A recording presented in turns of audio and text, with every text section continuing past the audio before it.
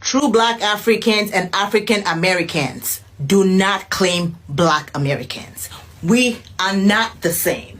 African tends to focus on progress, family values, and community upliftment rather than dwelling on historical grievances. They prioritize education and hard work. They don't live life blaming the white man for all their failures, challenges, or the choices that they make. Many Africans strive to give their children better opportunities and instill values like hard work and responsibilities. They don't raise their kids to hate the white man and blame them for all of their problems. That's why they can't grow. Africans are hard workers and they work on self-improvement. They hold themselves accountable for their actions instead of making everything about race and blaming the system. True Africans do not celebrate when a white kid loses his life to a black kid. The decent Black Americans out there, we claim you. We see you. And we love you. Thank you for being a decent. Hello, welcome to Global Gist with BJ. How are you doing? Thank you so much for the support. Right. So we're diving into the continuation of this video I just did, right? And this title is You're Not Real Africans.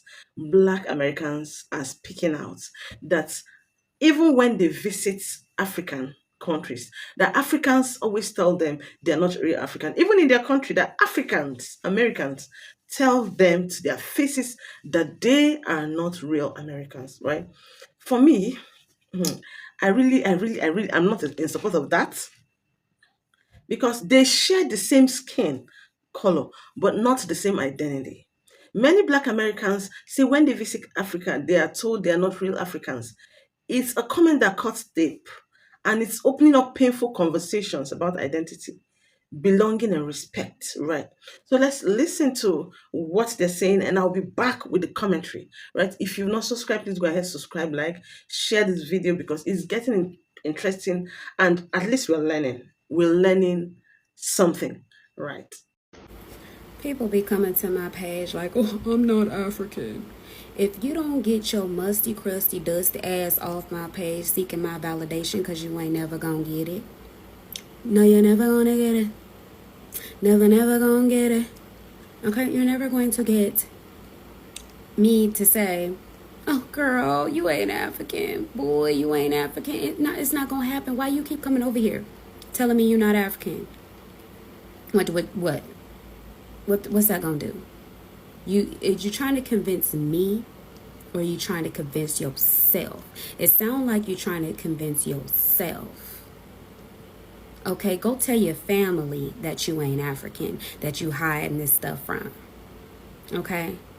Go tell your job when you fill out them applications and things that you ain't African. Go tell something. Go tell it on the mountain. Okay, but don't tell it to me. I'm not going to validate you. Get it through your head. Okay? My name is Hoodoo Butterfly. All right? That means I practice African American culture. I am not afraid to be African. I ain't afraid to be African American. I ain't afraid to be Black American or none of that stuff. I ain't trying to be nobody else. And if you in my presence, you ain't gonna be nobody else. All right? I'm not going to support your delusions. So quit coming over here telling me, I'm not African. Not everybody's. Save it. Save the drama for your mama. Save it for your boyfriend or your girlfriend. Because I'm none of those. None of those, okay? I'm going to tell you how it is over here. All right? And your asses wasn't over here before 1492. I'm here at the Elmina slave castle, largest slave dungeon in West Africa. This is our Auschwitz. This is our Holocaust museum. This place held our ancestors under ungodly, inhumane conditions. And the idea that is swept over a lot of Black Americans right now, that this ain't like our heritage, this ain't where we come from, strikes me as the deepest betrayal. unfathomable. That our ancestors went through all that not to claim them. When you see where they were held, you come here, you walk these grounds, you hear your voice echo through this place. You see the blood splash on the wall turn black over time. I claim my ancestors. I don't know about y'all, but I'm happy to have descended, proud to have descended from the people who survived this torture and overcame. This is Elmina. This is our history. And we did that. We did not all come from Africa. We all came from melanated people who were Africans, Europeans, Australians, Asians. Science states that at one point there was Pangea, right? And all of the countries that were named by white people and given their titles by white people, but that's another story for a different video, were at one point one landmass, right? That doesn't mean that Africa was the only geographical space. It just means that all of the landmasses were one landmass, but Africa was still there. Europe was still there. North America, South America were still there. Asia was still there. Australia was still there. Antarctica was still there. You see what I'm getting at? These landmasses still existed. Recognize that this may be a hard concept for people to grasp because we have been brainwashed for so long, and because our history is not told by the people that look like us, but melanated people were everywhere, on every continent, meaning it is incorrect to say that everybody descended from Africa. That's not true. Dear Africans and other black people of the diaspora, black Americans are not your children. You do realize we are the only group of people that took a racial derogatory term used against us and turned it into a term of endearment, right? You're begging for unity, but you're disrespecting us in the same sentences. We feel absolutely zero shame when you call us xenophobic. And we're proud of our ancestors that overcame slavery and Jim Crow. So please carry on. So for the last 10 plus years, I have preferred to be called Black instead of African American.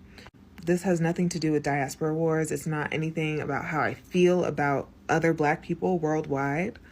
As personal reasons go, I just know that there are too many Black people everywhere in the world to just narrow something down as African American because of your skin tone. Also, it's not specific. Africa is a huge continent. Aside from that, Black power kind of rose in the 50s and 60s, right? Because Black was seen as a bad term, a negative term, and the opposite of whiteness. Obviously, Black and white are opposite colors, but there's really no such thing as opposite types of people. So the reclaiming of Black power was to say, you can try to make this a dirty word, but this is empowerment for our community. It's in the 1980s when African Americans started being used as a literally politically correct term, as pushed by Black people at the time. But this was also the Reagan era. So this was, in my opinion, based on readings and history, an attempt at self-respect and kind of to, test the waters about how Black people were going to start to move in this new political system. This is, of course, 15 years after getting the right to vote. Of course, Black people in the U.S. have been called all types of things, from slaves to colored to the literal N-word to blacks. Don't love that one. But especially in the last 25 years since the internet, we have seen Blackness and Black people be conceptualized in a new way in the U.S. This is a very large country. The idea that Blackness is bad is still a well-held sentiment here. Daniel Kaluuya was in an interview and he was asked about the African-American experience. She couldn't even say Black. That man is from the UK. By the way, he is well-loved here. So yeah, anti-Blackness is still part of the conversation, even down to what you call yourself in your own country. So. Yeah, welcome back. So that was really, really amazing. That's a lot. It's painful. I've had the experiences. I can really, really relate. It's not good at all. So for me, right now, what I'll say is, whether you're born in Africa or America, our history is connected by blood, struggle, and resilience. But these words, real Africans, create wounds that runs deep. The truth is unity. Doesn't mean we erase our differences. You get it? The truth is, unity doesn't mean we've erased our differences. It means we respect them and still stand together. So I'll leave you with this, right? Are we building bridges or walls? Let me know in the comments. Do you think we're building bridges or walls? Are you in for this? Let me see what you have to say in the comments, and I'll be back with the next one. Do not forget to subscribe, like, share, right? Do not forget to watching Global Gist with BJ. I love you so much. See you on the next one.